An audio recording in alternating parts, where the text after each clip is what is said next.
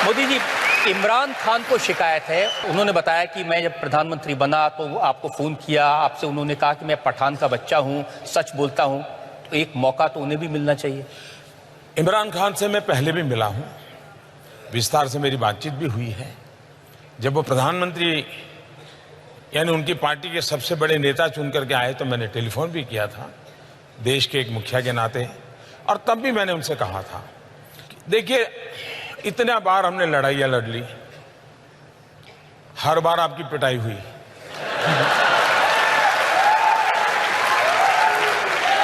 आतंकवाद करके भी कुछ पाया नहीं। ये जितना हमने बर्बादी 40 साल में की है, अगर हम 5 साल मैं मेरे देश में गरीबी के खिलाफ लड़ूं, आप अपने देश में गरीबी के खिलाफ लड़िए, हम दोनों गरीबी के खिलाफ लड़ें, हम अपने अवाम का भला करेंगे। तो उन्होंने मुझे कहा कि देखो मोदी जी, मैं पठान का बच्चा, मैं सच बोलता हूं, और इसलिए मैं आपको कहता हूं कि आइए हम नई शुरुआत करें। ये बात हुई थी।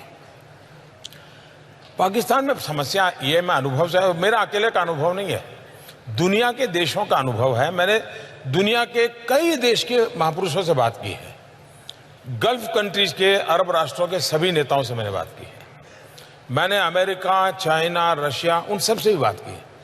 एक बात ज्यादातर उभर करके आती है कि भाई आज़ाद करोगे तो किससे करोगे? आर्मी से करोगे, आईएसआई से करोगे, कि इलेक्टेड बॉडी से करोगे? बोले पता ही नहीं चलता वो देश कौन चलाता है। तो ये सबसे बड़ी समस्या है, पहले वो अपनी ये समस्या सुलझा दें। आपने समस्या सुलझा दी, घर में घुस के मारा। आखिरकार जब उनको हमने सबूत दिए, बार बार दिए, और जब घटना घटती है तो इतनी प्यार से, इतनी मीठी बात करते हैं जी, आप भी सोच लेंगे यार नहीं पाकिस्तान सुधर गया है। पुलवामा के बाद मैं उनकी बहुत मीठी मीठी बातें मानने को तैयार नहीं था। मैंने कहा भाई आपकी बहुत बातें सुन चुका हूं, आप करते ही नहीं कुछ। हमारे यहाँ इतने लोगों को मार दिया, आपको हमने सबूत दे दिए, हमने एविडेंस दे दिए, उनकी टेलीफोन दे दिए, सब दे दिया, लेकिन आप कहते हैं हम जांच कर रहे हैं, और 10-10 साल हो गए। तो अगर ठीक है, अब हमारी सेना को जितना आता है वो करते रहेंगे। उनकी बात तो समझ आती, लेकिन हमारे यहाँ ममता दीदी हैं, बहन मायावती हैं, अखिलेश भाई हैं, राहुल भैया, जितने भाई बहन हैं आपके यहाँ पर, वो सब कह रहे थे सबूत दीजिए एयर स्ट्राइक का। देश के किसी भी नागरिक को सबूत मांगने का हक है। राजनीतिक दलों के नेताओं को भी सबूत मांगने का हक है, लेकिन सबूत मानना ही उनकी जिम्मेवारी भी है। इनका प्रॉब्लम है कि मांगते रहो लेकिन मानो कुछ नहीं। सबसे बड़ा सबूत पाकिस्तान खुद है जी। आप मुझे बताइए कि हमने तो कुछ डिक्लेयर नहीं किया था। हमारी जो स्ट्रेटेजी थी उसके हिसाब से तो सुबह हम मीटिंग करने वाले थे, मीटिंग करके कुछ योजना करने वाले थे, उस प्रकार से सारा प्लान किया हुआ था।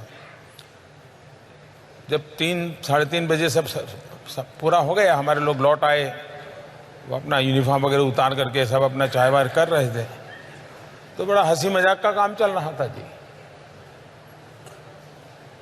मुझे भी इन्फॉर्म कर दिया गया, तो पहले मेरा मन कर गया कि चलो सो जाएं।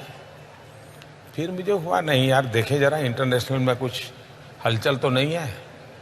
तो मैं जरा ऑनलाइन जाकर के सारा सर्फिंग करने लगा कि दुनिया में कहीं पर इस घटना की खबरें आना शुरू हुआ तो नहीं है। घटना बहुत बड़ी थी। उधर मेरे लोगों को मैंने कहा ठीक है अब आप सो जाइए, लोग थके हुए होंगे, सुबह बात करेंगे। लेकिन मैं नहीं सोया। 5-5:15 बजे पाकिस्तान ने ट्वीट किया कि भारत आकर के मार के चला गया।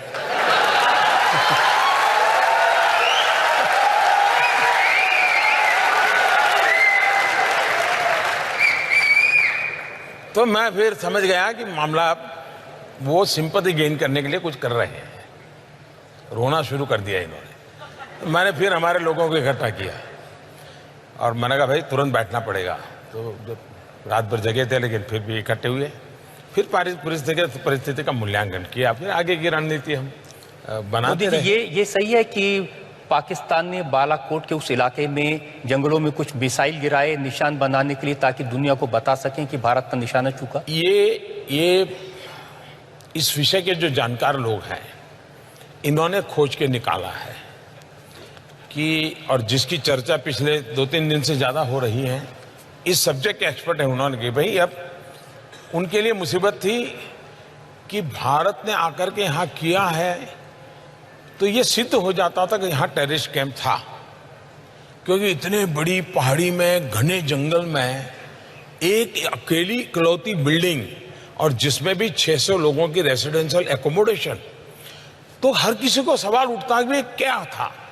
इसलिए इनके लिए इसको छुपाने के लिए कोई न कोई रास्ते ढूंढने ही पड़ेंगे। पाकिस्तान के लिए दोनों तरफ से मौत है। ये भी कहे कि यहां कोई आया था, बम गिरा था, तो भी फंस रहे हैं। और वो इतने डर गए थे जी, वो गलतियां पर गलतियां चले। विमान उनका गिरा, उन्होंने कह दिया हिंदुस्तान का गिरा। पायलट उनका मरा, उन्होंने कह दिया हिंदुस्तान का मरा। यानी वो बिल्कुल ही बैलेंस खो चुके थे। और बैलेंस खोने का कारण था कि इतनी बड़ी घटना उनके लिए असंभव थी जी। और अभी भी उस सदमे में से बाहर नहीं आए। ये तो भारत में अगर चुनाव ना होते और ये तू मैं ना होती और सामान्य दिवसों में घटना हुई होती, तो विश्व की जो महत्वपूर्ण मिलिट्री ऑपरेशंस हुए हैं, इसकी उसमें गिनती होती जी। ये चुनाव के तू मैं में भारत के वीरों के पराक्रम को हमने नजरअंदाज किया है।